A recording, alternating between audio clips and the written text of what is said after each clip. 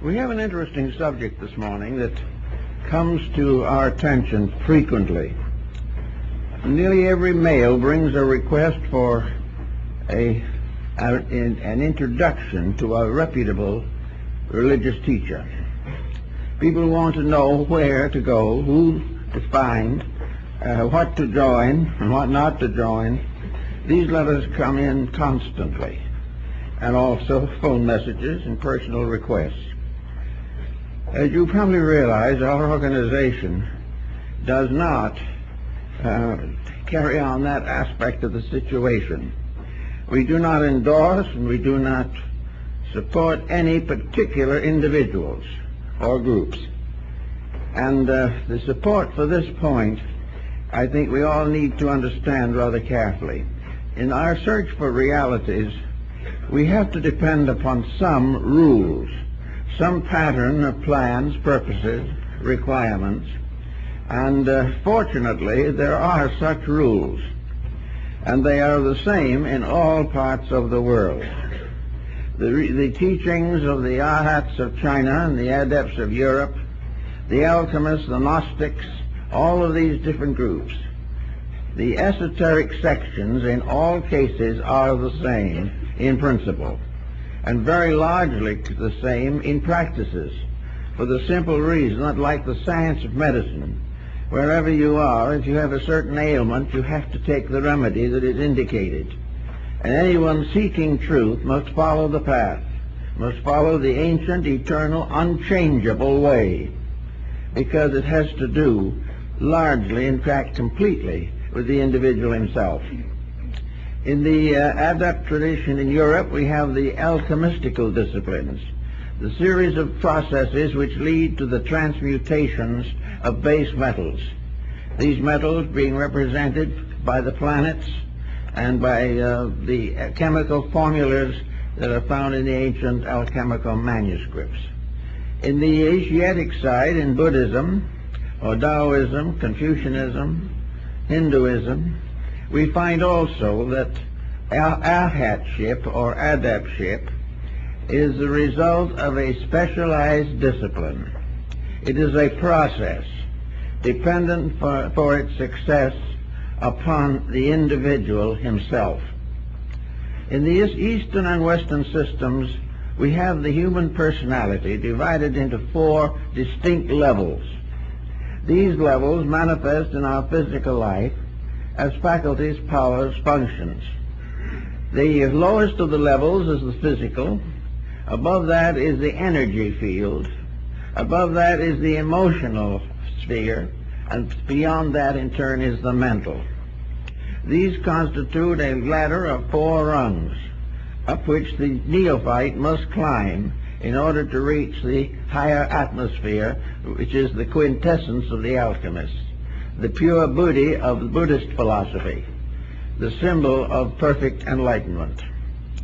Now, in order to understand this, we must also realize that no one can grow for anyone else. There is no possibility of shifting the responsibility of growth upon a teacher, upon a formula in an ordinary sense, or upon any group of factors. Growth is simply a process of growing. Now, we are all, as non-initiated souls, like children passing gradually from adolescence to maturity. The great teachers of the past instructed us. They were our ancestral guides. Now we must start out on our own. And one of the problems that we face in the present generation is this matter of trying to help young people to go out on their own. First of all, they are going to anyway, because parental influence is no longer strong enough to hold them. You can teach them whatever you want to, but in the long run, most of them will do what they intend to do. Maybe some of them will have difficult experiences and will have to grow through suffering. Others find themselves more independently and become highly desirable citizens. But each has to find its own way by means of the characteristics, the basic integrities with which it is endowed. So when we start to work with the problem of teaching, to try to find a teacher, we know that all a teacher can do is to tell the individual to do certain things. He cannot make anyone do these things. And he can only say, if you wish a certain result, you must set in motion the causes which will result in that effect. If you are not willing to cause it, you cannot have it. No one else can have it for you. The gods will not bestow it. Each individual must earn his own destiny, must fulfill the plan for which he was intended, as part of a system that has as its objective the enlightenment of everything that lives. This enlightenment, however, is a completely individual responsibility. Now, it is possible for a person to become inspired by association with desirable types of thinkers and believers, the meeting of the individual with other persons of high resolve, high intention, noble experience in life. All these things are objective helps, but they do not contribute the actual substance. All they can possibly do is inspire. This is all any teacher can do, is to inspire the individual to do his own job. And anyone promising other than that should be approached with due caution, because of the fact that though most people are looking for someone to give them a painless solution for the mysteries and miseries of existence. We want to do mostly what we please, but we want to find a way of doing it and escape the consequences of our mistakes. This is just not possible. And no matter how much is claimed, the fact remains that each individual must live out his own pattern of purposes. There are rough instructions, however, and some of them are pretty rough, as to how this is done. One of the first is to realize this set of 4 steps, and to realize that the life of sanctity begins at the bottom of these steps and ascends gradually. And in the Eastern system, in the system of the Yoga and the Arhats and the Lohans of China, the Taoist system, and also the Muslim mysticism, the simple fact is that all growth begins with the proper development and integrity of the physical body.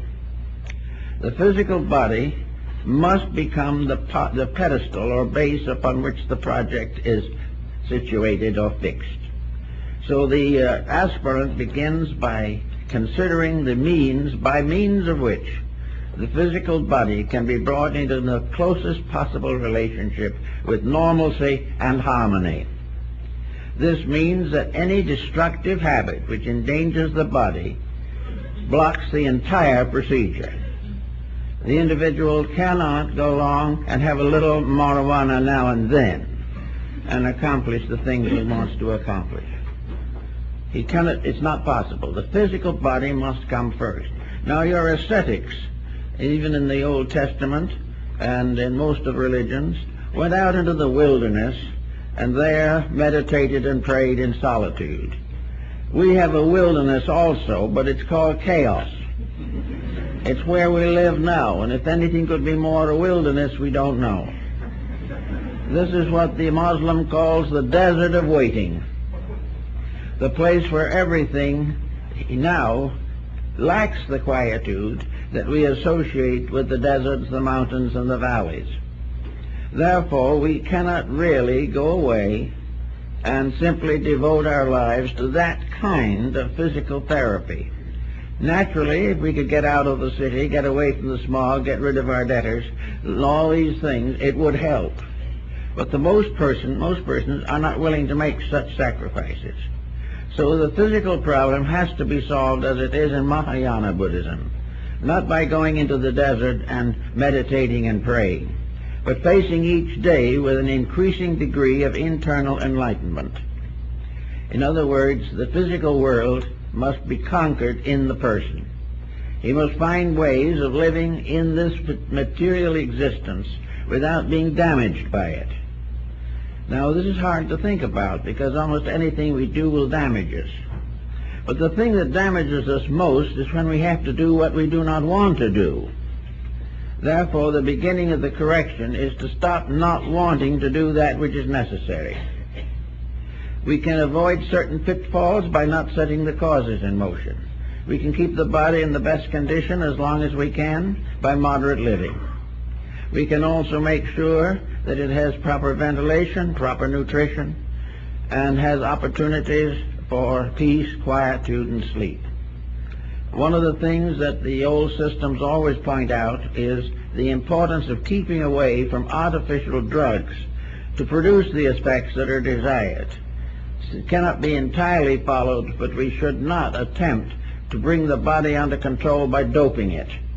It has to be done by the intelligence of the individual who is the caretaker of that body and is therefore responsible for its functions.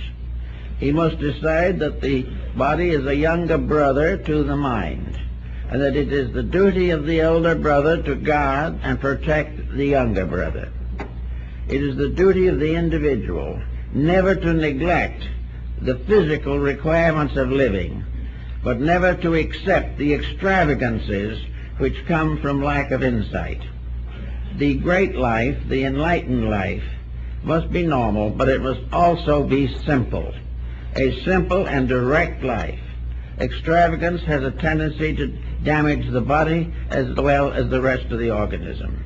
The process of living in this body only to use it for the fulfillment of self-centered ambitions and purposes is wrong.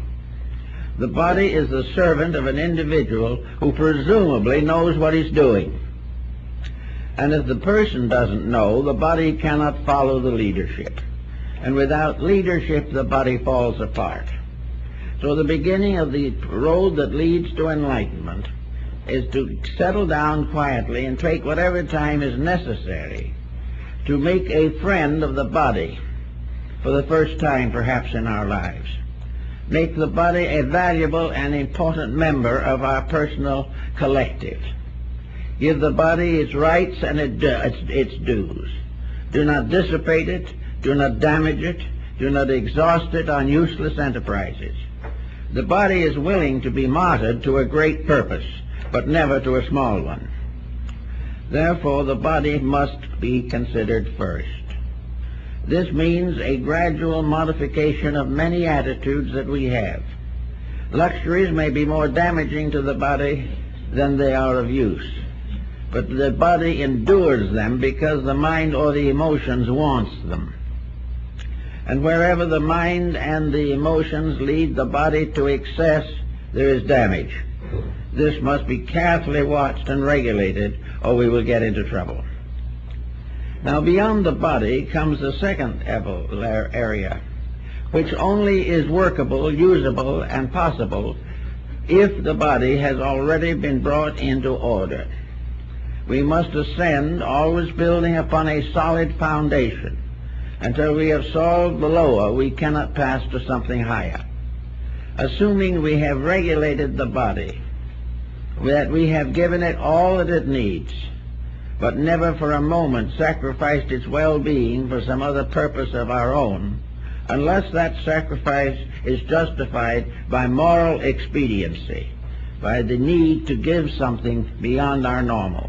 The individual who gives their life to save another life has not disfigured the body. They have given it to a purpose that is higher. That which is higher is always the basis of the realities and the right values of things.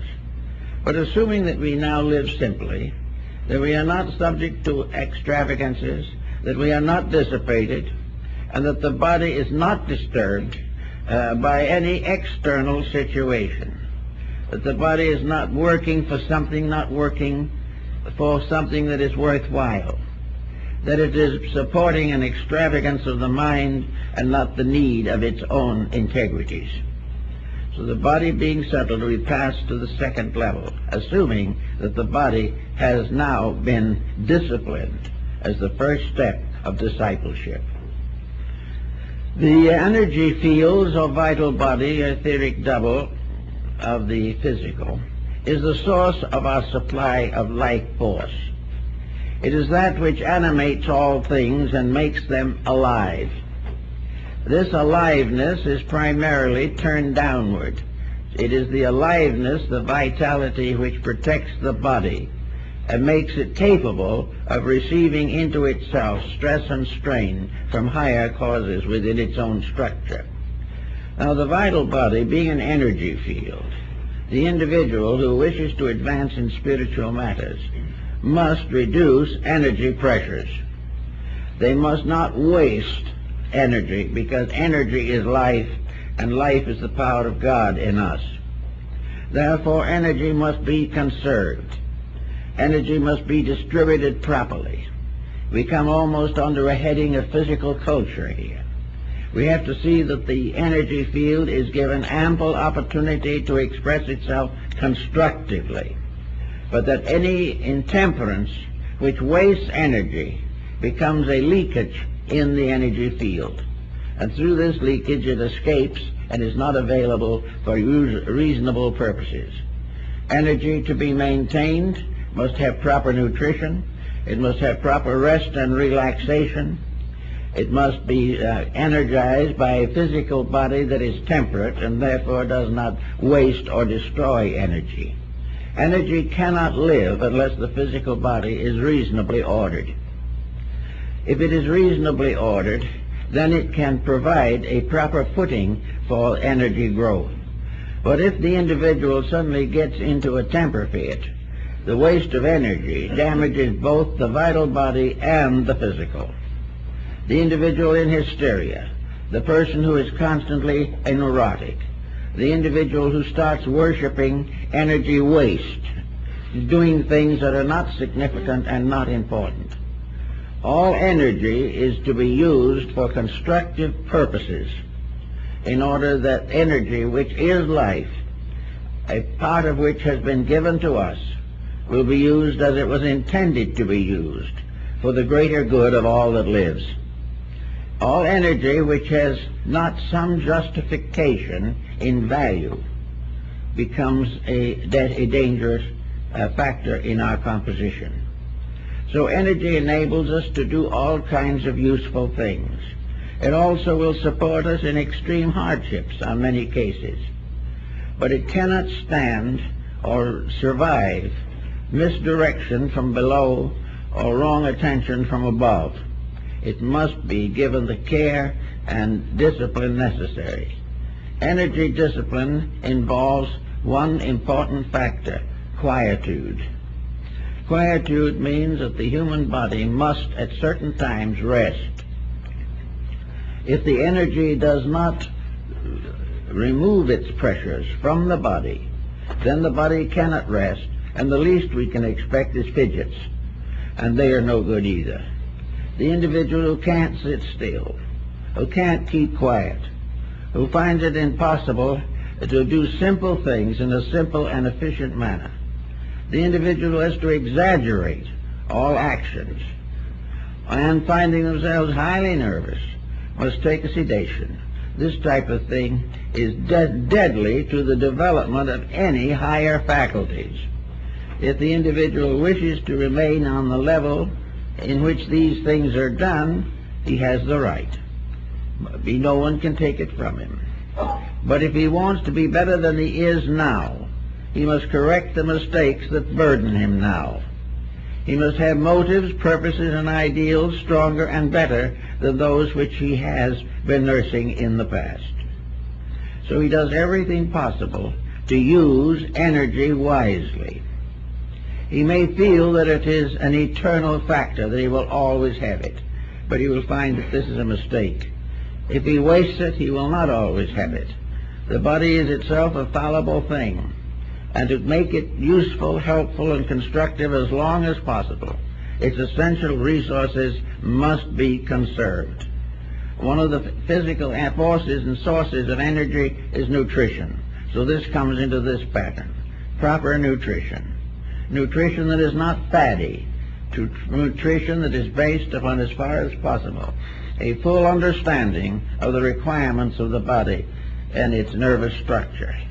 Nutrition is very important because without it, the individual has no foundation upon which to build. Therefore, the first problem is to get the body into physical condition that is suitable to become a living temple. And the second step of the problem is to create within this living temple an atmosphere of divine presence, the energy being the presence of the infinite within the structure of the finite. This, and then, if it is accomplished, if the individual finds that he is able to make these corrections and never waste energy, wasting energy can be simply the support of a poor cause. It can be talking too much when there's nothing to say. It can be almost anything. On the other hand, the loss of these wastefulness factors should never result in a dowerful personality. The energy factors that are constructive are pleasant, more pleasant in the long run than those which cause trouble. But then we rise to the third level, and this is a rough one of the most difficult to face, and not to be faced at all unless the lower two have already been conquered. You cannot advance unless you're on the solid foundation of what goes before. Otherwise, you're in trouble. The energy factor we have to have, and one of the great uses of energy, of course, is emotion. Now, the emotional factor is where, in most cases, the human being is oriented. He lives in a combination of vital, emotional, and physical factors. And as long as this continues, he is basically a biped, but still not raised to human estate. The energy fields that involve emotion must be cleansed and purified. Emotions must be free of all negative, toxic attitudes. This is where most people fall down. I know we have cases constantly of people who are trying to develop spiritual overtones of life, who spend their lives seeking for truth and hating each other. This won't work. Any individual who expects to get anywhere in religion has got to give up hating anything or anyone. He may not want to cultivate that person. He may not feel that that person is right. But the moment he uses emotional energy negatively, he is destroying himself and not the other person. Any destructive attitude of the emotions must be corrected. Emotions must be open, constructive, idealistic, and be no more nor less than that which is recommended in the Sermon on the Mount. The very point of this is clearly revealed in Christian doctrine. But there are very few Christians that manage to make it, because there are very few people in this world, including Christian sects, that like each other. This problem of constant competition of feelings, the tremendous aggressiveness of ambitions, the determination to get back at someone, or to go on moaning through life because of a tragedy, misery, misfortune that has occurred. The person who is emotionally disturbed a large part of the time will not get any further. In fact, he won't even reach this level successfully. He won't reach it because the entire magnetic field, the various chakra centers and so forth involved in development cannot react constructively to negative human attitudes. The individual can assume that he is going to make it anyway, and he is going to try perhaps and find a teacher who will help him to be enlightened without correcting these faults. But he will find in the long run that he has simply deceived himself. There is no answer to improvement except to improve. There is no way of being better than we are now except by becoming better than we are now. And if we want to be more than we are now, we must build upon a foundation of solid achievement. Otherwise, the entire problem becomes a travesty. Now, in religious organizations, we find a tendency, especially in modern times, to overlook or gloss over lightly these problems of conduct in relationship to spiritual growth. We are more or less invited to believe that if the person joins a religious organization, this does it. That if the individual gets up and claims that he is going to be a good Christian or a good Buddhist or a good Brahmin or a good Jew, that the affirmation does it. This is not true. The individual is never any better than his own conduct. He is never more advanced or more spiritual than the dignity of his attitudes toward life.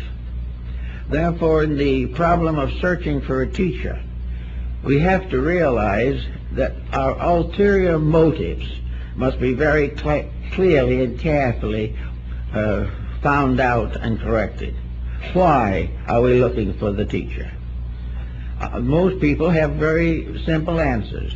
I got a letter not long ago. The individual said, I've been miserable all my life, I'm half sick and I'm neurotic, and I want a way out to something better. Well, now that's a common kind of appeal, and you respect it. It is something to respect. But the only way this individual can get what they want is to change themselves. And anyone who promises to give them enlightenment without correcting their faults is themselves deceived or unaware of the facts. How can we change a person who is resolutely determined to stay as he is? How are we going to correct the condition or the faults of a person who is perfectly willing to correct his virtues a little more, but will not for one moment change his faults? Now, faults are funny things. On a personal level, they've broken more homes probably than any other factor in history. Second place probably is religious conflict, then political conflict, then racial strife, then national misfortunes. Everywhere in the world, man looks for peace, but he expects to achieve it by overcoming his enemy. We are right now in a heavy political situation all over the world. We are faced with the danger of a great war to create peace. And this is what happens in nations, and it happens in the individual. We cannot be happier than we are unless we earn a happiness greater than that which we have now. We cannot get over our troubles unless we correct the causes of them. And this is an esoteric doctrine that has sent the yoga student and the Zen man into the mountains for centuries to fight this out, to come to the final conclusion that you have to be right or you will continue to suffer.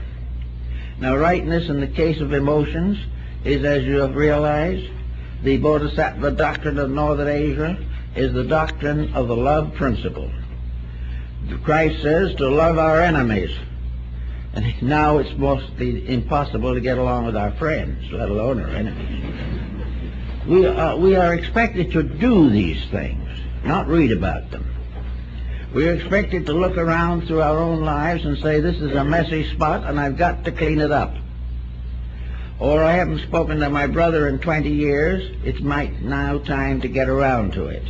Well, so he writes his brother, and his brother doesn't answer. Well, that's too bad. But he has done what he could. He tried. He must make the first step. If the other person doesn't accept that first step, that he can't help. I made that suggestion to a man not too long ago who had a cousin who he had not spoken to for years. And I suggested write the cousin and find out. So he wrote a card. I think he wrote a birthday card. He remembered the birthday of the cousin. He got a 15-page letter back. The cousin had been waiting for years to try to make it up and didn't know how. These are the things that happen. We cannot do anything unless we try. And in the emotional level, we have to try to get away from hurting anyone. Because as we go on hurting others, we hurt ourselves the most. Now, this is where many people get into trouble. They cannot get away from a certain negative reaction to society around them. This is largely due, of course, to the condition of society. No one questions that. But this condition of society is the consequence of the individuals all feeling this way. Somewhere we have to break the impasse, and the only place any individual can break it is in himself. So we have to start in to use the emotions constructively. Emotions are to be beautified and nobled. They are to become more pure, more understanding, more generous, more forgiving. In every case, all emotional attitude should be dominated by integrities, dedications, and devotions. There should be nothing in the emotional life of the person that is a cheap compromise with principles. If he is compromising, then the problem won't get any better, and illumination remains far, far away. So the person, instead of taking lessons or trying to meditate their way out of their problems, should sit down and say to themselves, I meditate every day. Can I say honestly that every day that I meditate, I live better? Am I depending upon spending a time in affirmation or positive thinking and then going out and doing exactly what I did before? There must be no interval. The Swami Vivekananda pointed out definitely that there should never be the slightest inconsistency between meditation and its attitudes and the conduct when not in meditation. Meditation is a way of life, and a proper life is in meditation through all waking hours. Not in a sacramental way, but it's simply a kindly, gentle, well-wishing for all that lives. Emotion also has to be fought out on the plane of selfishness. In these days, selfishness has become so important that we permit it to influence and undermine our integrities. The individual feeling that he wants to do something, feeling that he wants freedom, walks out on a home. The individual feeling they want to have greater estate, walk out on their family also. Everywhere the individual is thinking of himself only, what he wants to do, what he wants to be, and the magnificence of a career of his own choosing. If we watch the papers and watch the records carefully, we will see that nature itself is already stepping in to prove that this attitude is wrong.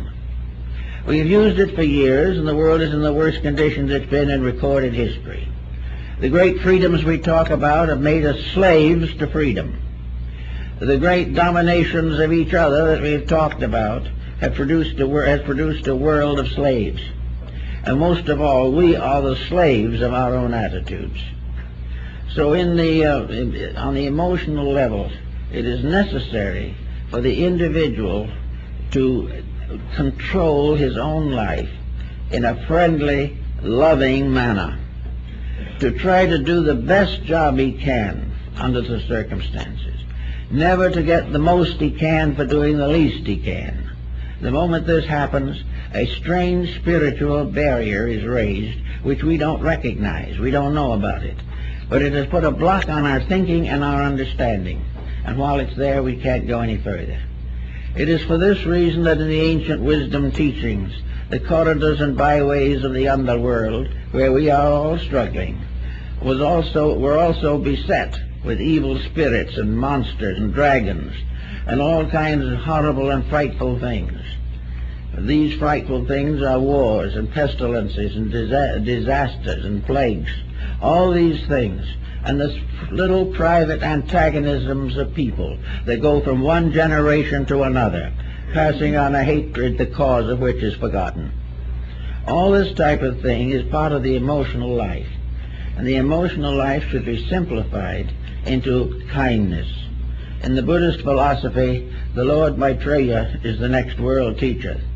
The word Maitreya means, or when translated, kindness. Therefore, kindness is the next great avatar that must come to redeem the world. And wherever kindness ends, it must begin with us. Kindness is something that must so dominate that all negative attitudes and negative feelings are simply given up as useless. And the person finds that in kindness and forgiveness, that he will have a great sense of warmth, of integrities, of kindness, of fineness within his own nature. Otherwise, he will continue to live under the shadow of old memories, old bitterness, and this and that. Also in the emotional realm is the problem of emotionalization of our own conduct. We look back upon a life that we have lived for many years. We realize that in that life we have caused trouble and we have been troubled. We have had a difficult problem raising a family. We have had divorce or damage to our home and domestic relationships. We were left orphan or put out to adoption. All these things happened. Or perhaps we were spoiled, given everything we wanted, and brought up to believe that we live for the principle of fulfilling any appetite that we feel. This again is a great detriment. But in all problems, we have to look back upon the emotional background of ourselves and remember how we felt and why we felt, and say to ourselves very simply, are these old emotions still hurting us? That is really one of the bases of psychoanalysis and psychotherapy. Most people who are neurotic or frustrated are in trouble largely because of their own memories. Memories that hurt, memories that seemed unfair, memories that made them hate their parents or their grandparents or their own children, memories that separate people because of dismal notions and reverberations out of the past. This type of memory problem is very difficult to work with, but it has to be worked with. The only way you can get over a bad memory is to find out why it was necessary. If the individual could take the memories that he has and transmute them in terms of experience, he would find that everything that happened to him was tremendously important, and he might be grateful indeed for circumstances that he now regards as terrifying or terrible. Each thing that happens to him was an opportunity to grow. Each misfortune is an opportunity to rise to a higher level of personal integrity. Each heartache is the possibility of transforming this attitude or this emotion into a great and deep recognition of universal unity of life. Each person can take his own memories, and by understanding them correctly, he can use them to grow with rather than to allow to hurt him. Nearly always a memory that hurts is a memory of an action that we have never learned to understand, never learned to affect, and never learned to get along with. So we have these problems on the emotional plane of life, and we must come out of it with a kindly attitude, a willingness to bless regardless, and a perfect willingness to see others succeed more than we do, advance better than we are, and take life as a series of disciplines in which integrities do work out. We find time after time that the individual who has had bad times and has lived through them successfully has become fortunate in all respects. It is a case of living through it and growing with it, and not allowing oneself to turn into a dope addict or an alcoholic because of a miserable childhood. All of this is an emotional frustration. It's there, and maybe the individual in any certain case may not be able to handle it in this embodiment. But if he can handle it and doesn't do anything about it, he has no right to say that he is searching for a higher level of understanding and insight. Or if he says he is trying to, he should take into consideration that he will never make it until he changes himself. Now, beyond and above this, we have the next level, which in Jnana Yoga represents, in a sense, wisdom, the mind. Now, the mind is probably the most important instrument that we have, but it has much the quality of an atomic bomb by which it was brought into existence. The mind is an attitude of individuality. The mind separates the individual from all other individuals. at the same time that it bestows upon him the ability to recognize a possible kinship with others. The mind itself is a separating force working mostly downward into the material life. It is the reason why some people are paid 10 times what they're worth, simply because the mind has caused them to become indifferent to integrities. The mind can cheat and justify it if ambition is strong enough. Therefore, the mind is the power of the individual to compete successfully with other individuals. It is the power of a nation to compete with other nations and the instinct to do so. The mind is forever seeking and conspiring to advance the estate of the person, not the estate in terms of divine insights, but the estate in the terms of physical success. And yet the mind is not that negative an instrument, is not intended to be so used. The mind is the basis of a contemplative justification of life. The mind is the thing that will enable us to sit down quietly, see why we are wrong, how we are wrong, and what happened to people who made the same mistake from the beginning of history. The mind is a philosophical instrument. It might remind us of the fact that we can't lie today any more successfully than they lied in Egypt 3,000 years ago. And we cannot have a selfish way of life now any more than we could when the Roman Empire fell apart. The mind gives us the realization with a strong truth factor that integrities are indispensable to security. The individual who endangers the security of others is endangering his own. And the individual who assists the development of others is contributing to his own development. Because he must, in order to develop, have an environment to develop in. He must have others around him to develop with. He must have opportunities to learn, to grow, and to understand. And if he becomes isolated by his own selfishness, intolerance, aggressiveness, all these factors, he is left naked to his enemies. So the mind is something that someone may say would be a good basis upon which to discuss the problem of a teacher, what we need in the form of a proper instructor. A teacher in this case must be as it is in school. A teacher teaches arithmetic, he teaches geography, teaches history, and a little grammar. A little weak on the grammar at the moment. But the fact remains that the teacher passes along the instruction that has been accumulated out of the past. Now, this instruction is useless and worthless unless its morality is recognized. Unless instruction shows why people got into trouble and shows how they got out of it if they did. If instruction doesn't teach us to correct our own faults, develop our own virtues, and establish an integrity in life, then this instruction is worthless. And more or less this is what is happening. The instruction teaches us now how to buy and sell stock. It teaches us how to get more money by the hour for working, if we work, and when we work.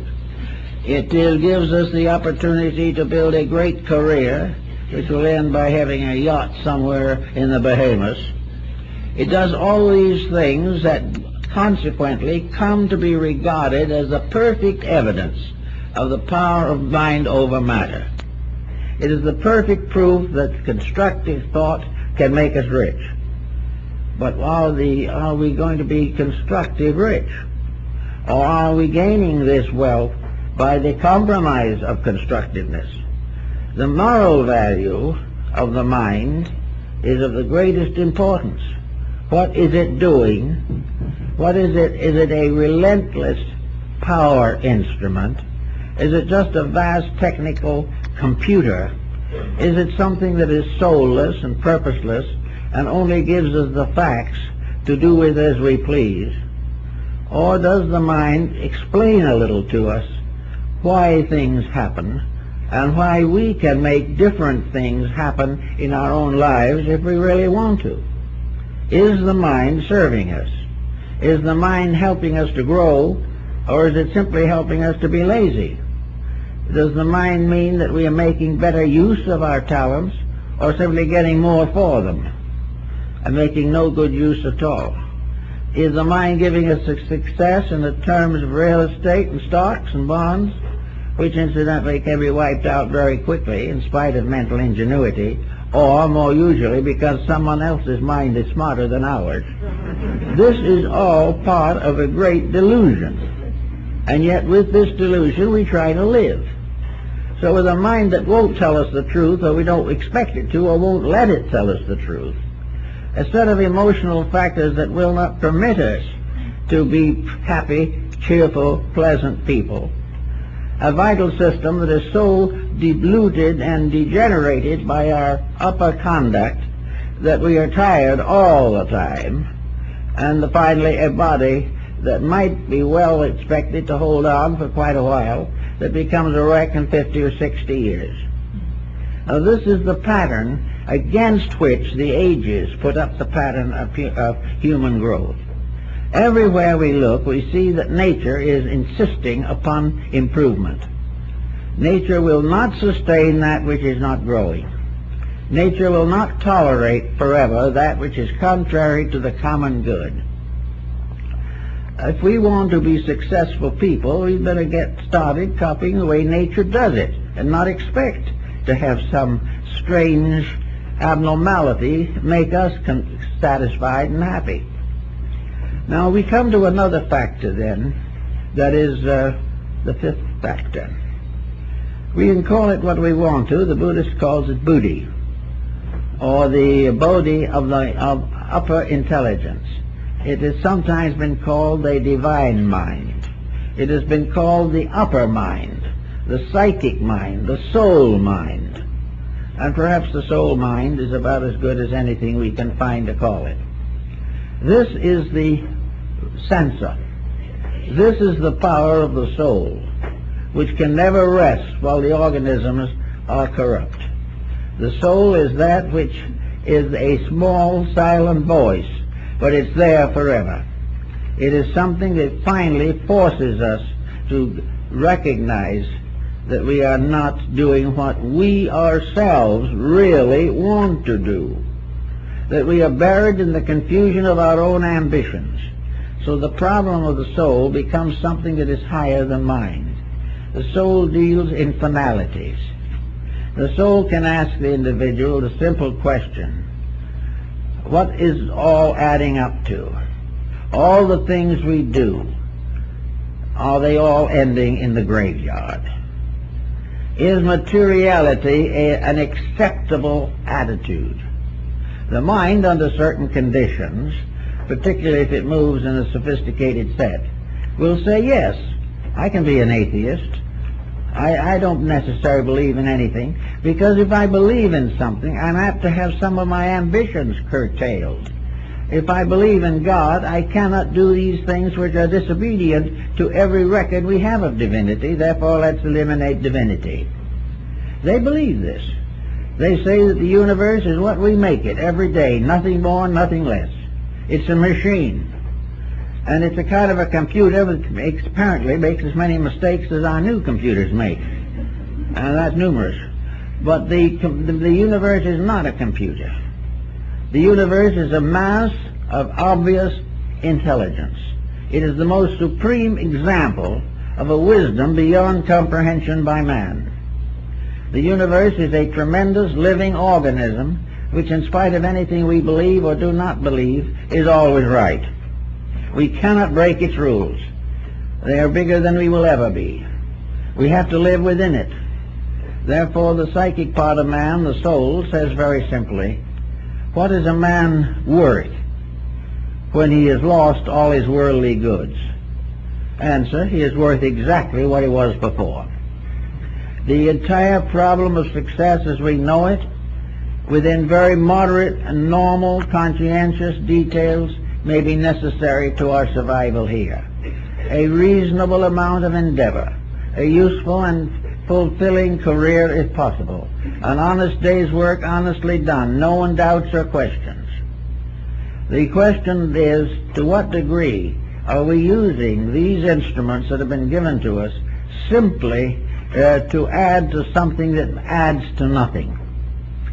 How are we going to do, what are we going to do about the yacht and the Bahamas when we aren't here anymore? And how long will it be? Many individuals seem to act as though they were going to live forever, and then mistakes cut them down, mistakes of their own making.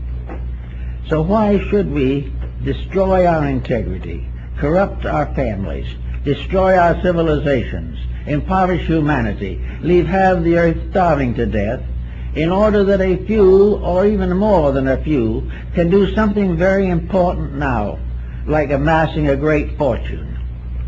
What is it all about? Before the individual can hope to go on to the esoteric worlds of thought, he's got to think these things through. He's got to come to the final conclusion that he must clean the inside of his own cup.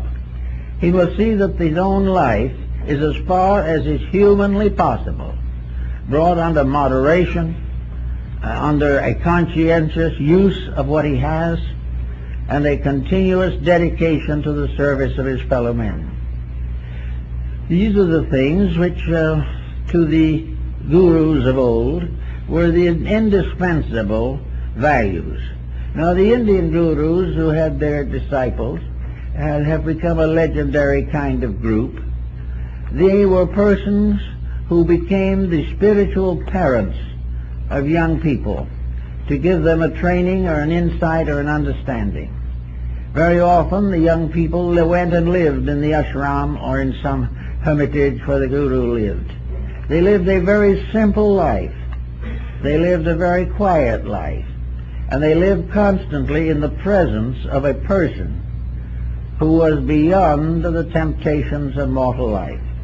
The guru was a living embodiment of the teachings that they hoped to come to. The guru had no material possessions. All his worldly goods was a lota, a bowl which was to be his begging bowl. He had a few little strips of cloth, a bead or two around his neck, a dhoti around his waist. This was all the material possessions he had. He lived only to help and educate and enlighten his disciples. Therefore, for these young people who lived with him for 5 or 10 years, day or night and night, he became a living example of being exactly what he taught. Now, this is very important. He gave the example of no exploitation. He offered nothing to the disciple except the right to grow. He offered no satisfaction, no end to personal problems, but only a quietude which would cause these problems to solve themselves. The guru was a living example of what is accomplished by simply being in the world but not of it.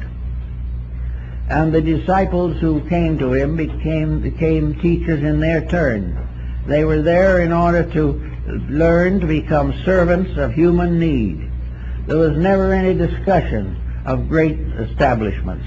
The great work was the simple work of living true to principle and bestowing this vital experience to others who came after. Now, it's hard to do this in our modern civilization. We know that, because the old days are not with us very much anymore, and young people gathering for various religious purposes have not the background. These two students that came to the gurus came from families that had religious domination in thought and philosophy for maybe 50 generations. We have nothing like that today. We have no way of classifying or finding out just how to judge the validity of various paths that seem to open. But we can do something. We are not powerless to make certain decisions that are really useful to us. One of these decisions is that we can be slow to become involved in an organization or in a teaching which we know nothing about. We have the right to observe. And those who desire to join an organization must not and should not be over-influenced by promotional material or things of this nature. The individual who is wise in these matters will do well to observe this group of people very carefully and probably hold decision for at least 1 year.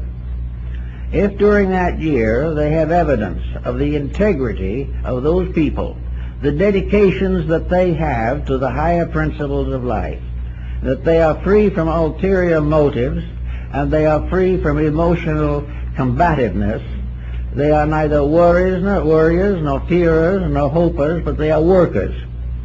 If in the end of a year it proves conclusively that this group is getting along well together, that kindness has been born among them, that friendship is their common term, and that they are dedicated to a purpose that is commendable.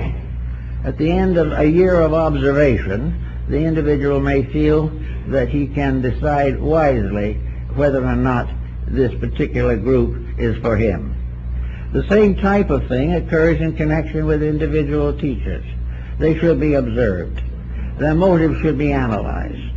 The individual should try to get over his terrific pressure to get spiritual quick and find out whether there is any substance in the matter under consideration.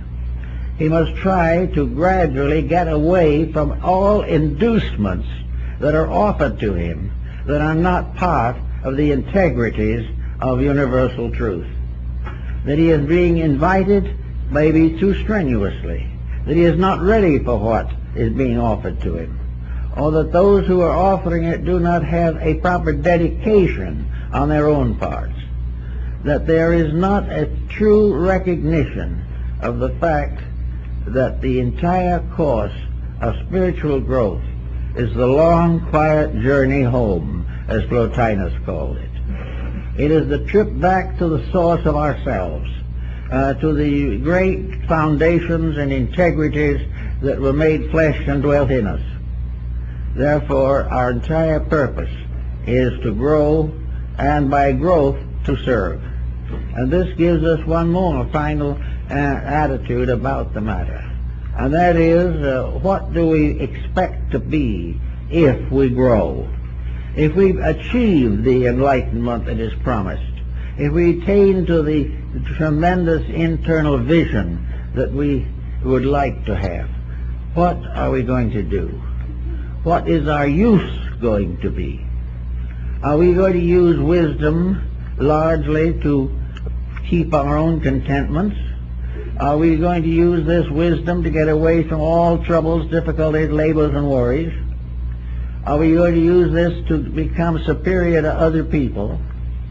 Is it going to glorify us and gratify us to know that we have achieved? All these attitudes are for the most part wrong.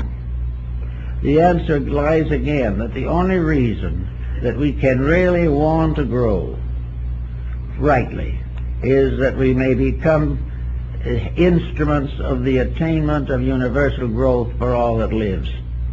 In other words, we become servants of something higher no matter how high we go, until finally we are the servant of truth itself.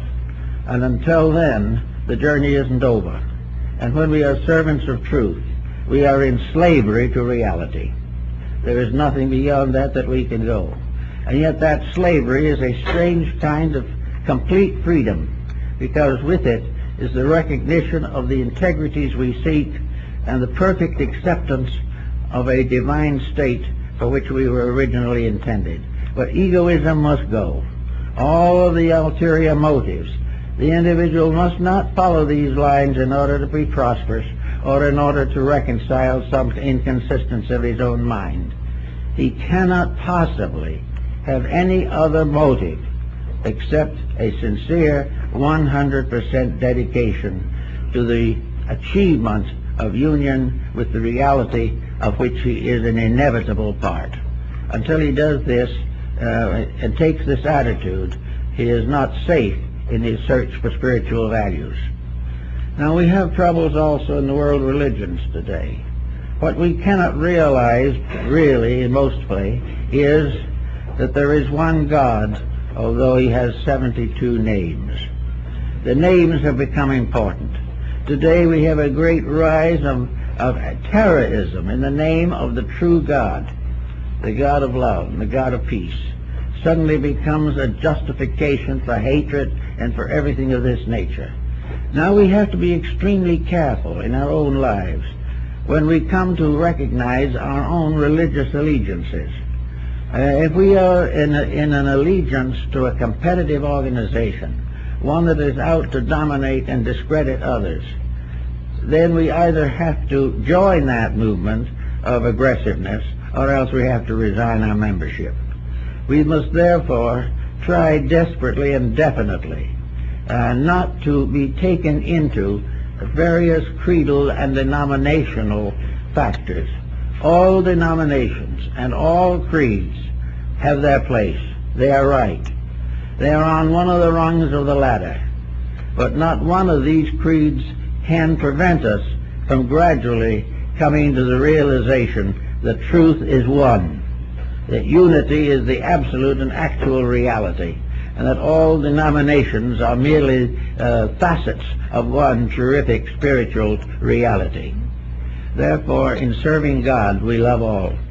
In serving ourselves, we sacrifice others to our own ambitions, our own purposes, and our own prejudices. On the level of prejudices, which become, in a sense, mental blocks, we find it very easy to have prejudice against various beliefs. When we go back to the Inquisition, we go back to all of the great tyrannies of the past to find out what prejudice does. A prejudice of any kind does nothing but hurt. And instead of that, each person must strive definitely and in every way that he can to overcome all prejudice on levels of religion or philosophy. He may choose his own path, but he should not discredit the path of anyone else. It is their right to do as they please, but not necessary that he conform with it. So each person gradually becomes, in a sense, alone.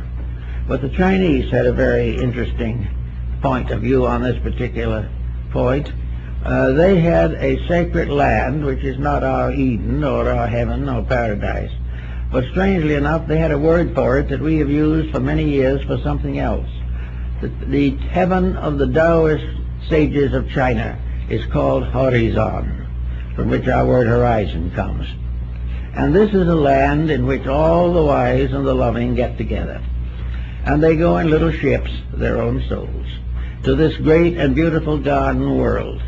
In this garden world there is no punishment, no evil, no purgatories, only the poets and the scholars and the friends and the mothers and the children and the fathers sit under the trees and enjoy life.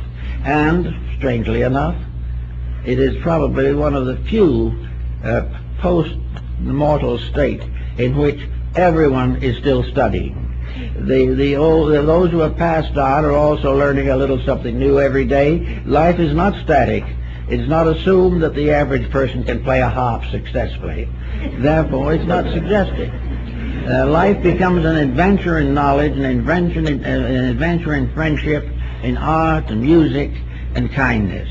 And here come the tired and the weary who have done it as best they could and have really tried hard. And they are welcomed into the assembly of the ones who have gone there and have done the thing right. All those in that world there have fulfilled the requirements. They have lost all sense of personal ambition. They are not even ambitious to be there. This is another point. But they are there because when they woke up after death, there they were. But there they were because of the way they had lived before death. They just couldn't help but wake up in a pleasant place because they had devoted their lives to service of others, love and kindness. There was no problem of sectarianism there. Anyone could believe anything he wanted to, because if he wasn't right, he couldn't get there in the first place. But being right did not mean he necessarily agreed with everyone completely. He had his own values and his own interpretations. Therefore, there could be some wonderful discussions and conversations, and the various members could get together in little groups and discuss the eternal values of things. It is said that Lao Tzu went there on the back of his water ox when the mortal world of China no longer would accept him. So everywhere in this philosophy of ideas, there is a reward, and whether it is horizon, the land beyond, or simply that which is beyond our horizon at the moment, we are all working towards one thing. We are working towards happiness, friendship, kindness, and love. We are working for a better place for our children and their children. We want to have happiness for them, because only in the happiness of others can our own happiness be established. We want to live straight and square and fair, and we would rather live very humbly than compromise the principles which are the basis of life. So under those conditions, the person can attempt to enter the path of wisdom. He can find the way of teachers, the way of knowing what to do. But in each case, the teachers come only when the individual or the disciple attains a certain level. If the person completely controls the physical body and its various functions, there will in due time appear the teacher to tell him what to do next. As the Hermetic axiom of Egypt was, when the disciple is ready, the teacher is there. But the teacher, if you can't go out and find him before you're ready, then there's no use trying. And when you're ready, there's nothing you can do, because you will find that which is next comes to you. Only, however, if you have kept the rules, kept the life, kept the values, and kept the integrities. So there is no need to worry about rewards or anything of that kind. The reward of growth is growth. The reward of individual integrity is to build a better world for everyone else and a happier life for yourself. There are integrities in life, and way back in the period of the god Nebo, in the ancient Babylonian and Chaldean tablets, there is a very simple type of instruction for man which he has never outgrown. One says, when a man builds a house, he shall use good materials and shall cheat in nothing. And if he does cheat, he shall be penalized. An individual who sells something will be punished by God if what he sells is not of the quality represented. Now, this was 3,000 or 4,000 years ago. But no matter what we do or how hard we try, we will never make those thoughts untrue. They cannot be changed. And if you don't believe that, watch what's happening today and see how everything is being shotted and nobody is happy about anything. The integrities are the basis of spiritual growth, and the life and the race and the people who have achieved integrity will have no problems to worry about here or in times to come. So don't worry too much. If you're interested in finding out a little bit about the integrities of life, history is a good start. It's very impersonal, and if it's well written, it tells you what happened to other people when they did the things we are doing. We will learn when they did it right what happened that was good, and when they did it wrong how punishment was inevitable. From these things and from the study of comparative religion, you will come to understand the principles of integrities. You will come to understand the importance of the realization of universal brotherhood. You will come to the realization of the importance of accepting the normal responsibilities of life, not only with resolution, but with joy. That everything that is necessary is right, and that it is our privilege and opportunity to understand these right things and rejoice in them. We should not feel that a virtue is something we must sacrifice much for. A virtue is something that will help us not to sacrifice our entire life for nothing. So all these points and principles are part of the problem of teaching. Now, what shall we say about how you're going to recommend this to somebody? I think the only way to do it is to realize that in the world today there is an abundant literature by various religions of all times, by means of which the individual can get a brief summary or an elaborate discussion of the great integrities of life and the moral values which mankind has experienced through thousands of years of life.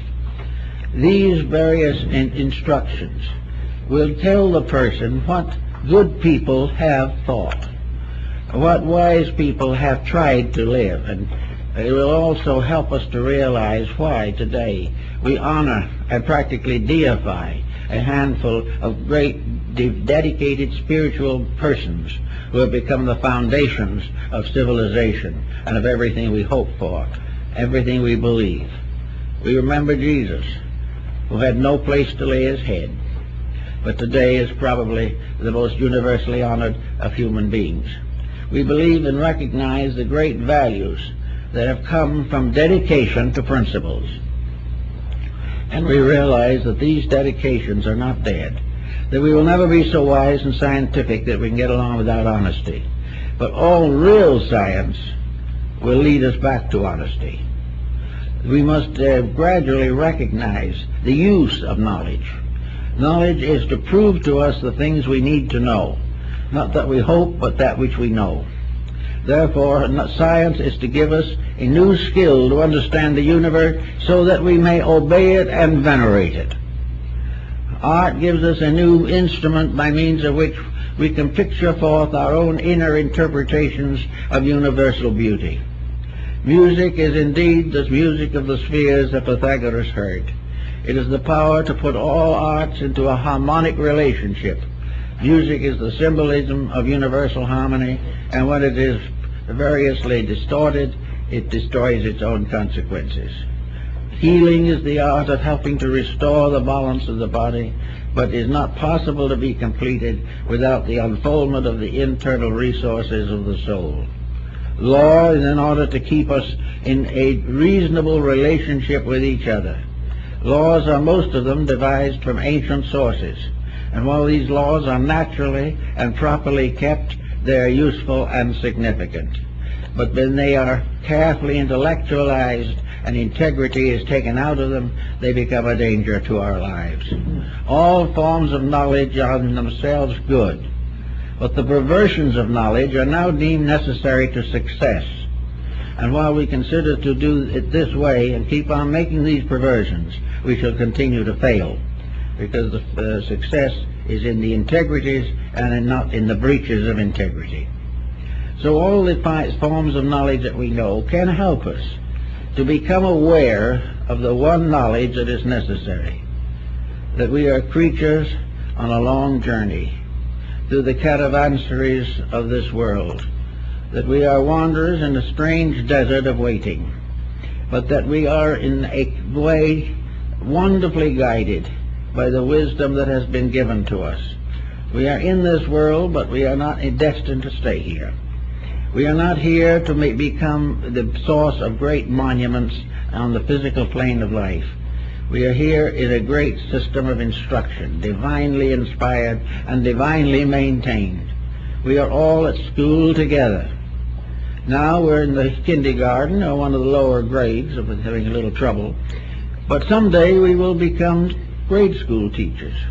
Then we will become instructors in high schools.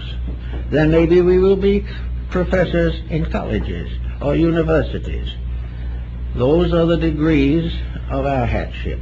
That is the degree of the esoteric order of things, that we shall rise to higher levels, but always to serve and to teach. But in all this teaching, everything depends upon one point, that all we can actually teach is to inspire the person to grow by virtue of his own integrities and his own potentials. The person can grow because the potential for growth is there. The inside is divine and it's going to come out. But in the meantime, these professors and so forth, the great world teachers and all the others, can only remind us that if we live the life, we shall know the doctrine. It will give us the courage to go and work on ourselves, and using their example as an inspiration, attempt to do that which they have done so faithfully. All of this is part of how to grow. And I think if we just become a little more discriminating and not too enthusiastic, we can observe for ourselves those types of instruction which are useful, normal, and proper, and at the same time can avoid involvement in something that we do not regard as proper. We are all searching, and we haven't the discretion to know always what is best. But if we always say to ourselves what is kind, what is good, and what is inspired by the love of God and our fellow men, and is without exploitation and without ostentation, we won't be very far from the facts. So we hope each one of you, under this type of thinking, will be able to solve some of these problems for yourself. Thank you very much.